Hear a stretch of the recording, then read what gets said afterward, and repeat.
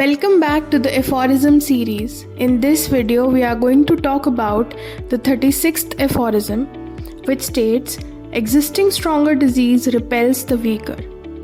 Let us start by briefing 31st aphorism, which states, medicines act unconditionally. Aphorism number 32 states, natural diseases act conditionally. Aphorism number 33 states, medicines are superior than natural diseases.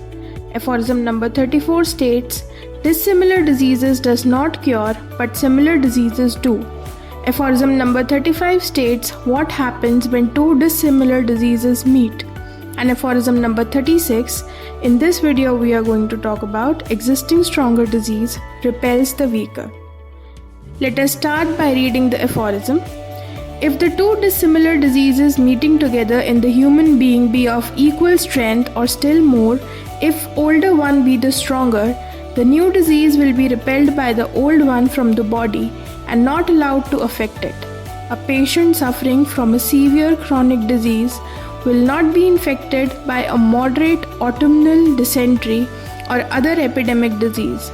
The plague of the Levant, according to Larry, does not break out where scurvy is prevalent and persons suffering from eczema are not affected by it. Rachitis generaligus prevents vaccination from taking effect. Those suffering from pulmonary consumption are not liable to be attacked by epidemic fevers of a not very violent character, according to von Hildenbrand.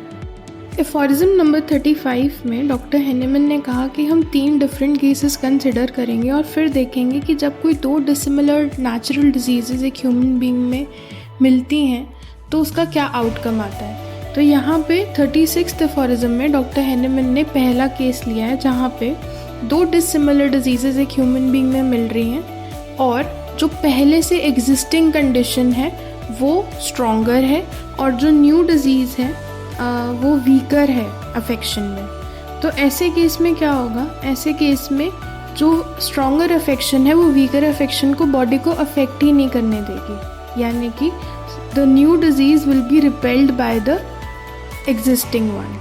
इसको short तरीके से पढ़ें तो ये कह सकते हैं कि एक पेशेंट जो सीवियर क्रॉनिक डिजीज़ से ऑलरेडी सफ़र कर रहा है वो बहुत अनलाइकली अफेक्ट होगा by a moderate epidemic disease, यानी कि यहाँ पे जो क्रॉनिक डिजीज़ है, जो मियाज़मेटिक इन्फ्लुएंस है पेशेंट का, वो एक बैरियर की तरह एक्ट करता है और किसी भी वीकर अफेक्शन को अफेक्ट नहीं करने देता बॉडी को। Diseases like scurvy, eczema and rachitis can prevent other diseases like plague, vaccination or certain fevers from affecting the individual.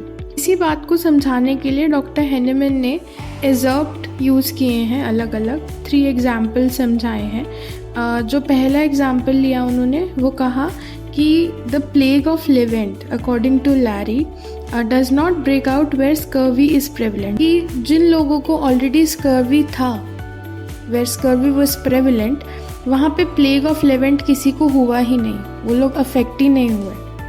Second जो एग्जाम्पल उन्होंने लिया वो जेनर के एग्जर्प्ट से लिया कि डॉक्टर जेनर ने नोट किया कि rachitis can prevent vaccination from being effective. अगर किसी पेशेंट को रिकेट्स हो गया है, which was earlier known as rachitis, तो वो पेशेंट को वैक्सीनेशन इफेक्ट नहीं करेगी। And the third example was von Hildebrand stated that people with pulmonary consumption are less likely to be affected by moderately violent epidemic fevers, जिनको already pulmonary consumption है तो उन patients को epidemic fever affect नहीं करता। इसका ये मतलब हुआ कि अगर already existing state patient की stronger है strength में, तो जो नई state आ रही है, जो weaker affection है, वो पेशेंट को अफेक्ट नहीं कर पाएगा क्योंकि वो स्ट्रॉन्गर स्टेट वहाँ पे बैरियर बन के खड़ी हो जाएगी। तो ये था फर्स्ट केस जो डॉक्टर हेनेमन समझाना चाह रहे थे लॉ ऑफ डिसिमिलर्स के बारे में। That's all in the video. Thank you for watching.